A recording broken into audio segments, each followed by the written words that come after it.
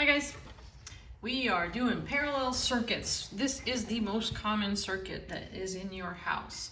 This is typically the way I have you set it up, at least for the lab, for the virtual lab. It's not actually the way they draw it when we do these on real schematics. Your next one will show that. But they are literally parallel. Parallel circuits have more than one path for current. They have some unique properties. You should have found, and we'll do the formulas first for parallel circuits, okay? So you should have seen in the data for the lab, and we talk about it a little bit as well, is that we noticed that all the voltages in parallel are the same. It turns out that the current in your parallel circuit adds up. Power also adds up, same as series. That's the one thing that's the same. But resistance, you found, lowered.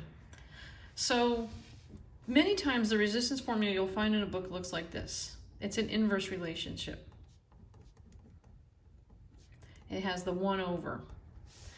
But the way we're going to have it in your calculator is going to more look like this.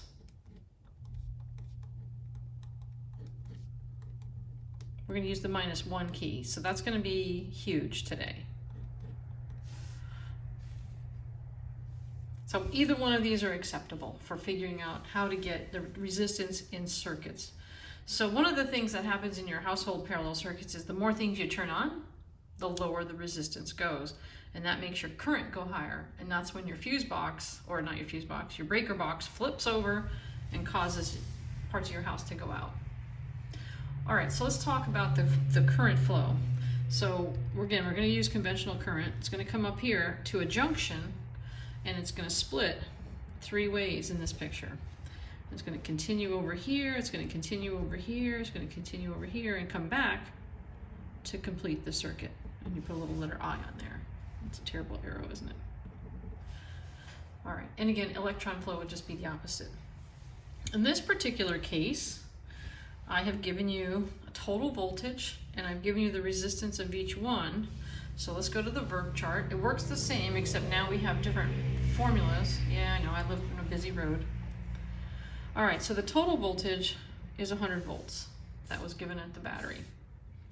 R1 was 25 ohms. R2 was 75 ohms. R3 is 75 ohms. So when I look at the formulas, to get to the total, I have to have 1 over, plus 1 over, plus 1 over, and I'll get an answer, and there's a fourth 1 over. But when we type it in the calculator, it's going to look different. So this is a very different. Okay, so let's make sure we all know where, I'll move this up. This key, x to the -1. On some calculators, it'll look like 1 over x, but x to the -1 is where you want to be. So I'm going to turn this on. I'm going to show you the screen. So I'm going to go right to, because I need to practice this. So it's going to be 25 to the -1 plus 75 to the -1 plus, oops, did I write that down? This one is, sorry, 37.5. Caught my mistake. I wrote it down twice. I know, you're probably trying to fix me already. Plus 37.5 to the -1. So it looks like that. And I want you to hit enter. Now, this is the mistake people make, is they just write this down. But if you look back at our formula, I only did to the -1 3 times, and I have to do it 1 more time of the answer. So all you do on your calculator is hit -1 again, boom. 12.5 ohms. One of the properties of a parallel circuit is that the total will always be lower than any of the individuals, always.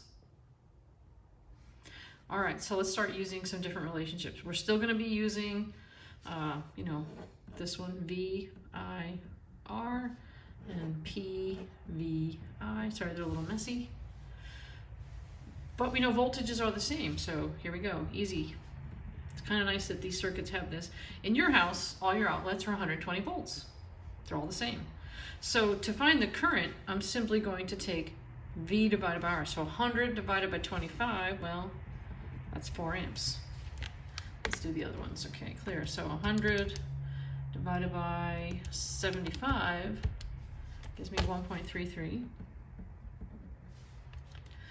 Clear. 100 divided by 37.5, we'll call it 2.67. Now, you can do it either way. I can use Ohm's law, or I can use my relationships. So I'm going to add them up. So 4 plus 1.33 plus 2.67 gives me, oops, clear, I used that mess up. 4 plus 1.33 plus 2.67 equals 8 amps. And if you just double check Ohm's law, 100, okay, divided by, what was it, 12.5? 2.5 equals 8. And they both match. So that was good. Now I just need to run the powers. Well, these are easy because 100 times anything's easy. 100 times 4, 400 watts. 133 watts. 267 watts.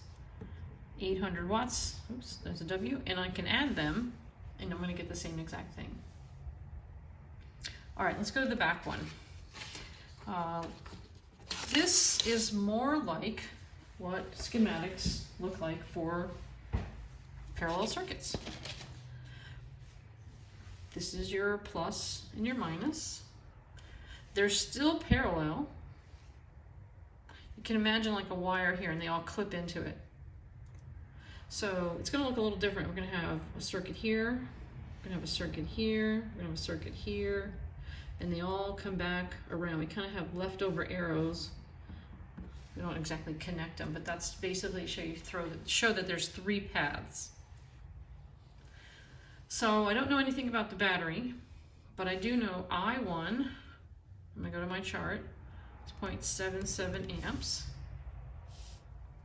and V1 is 50 volts, R2, 30 ohms, and R3 appears to be 90 ohms.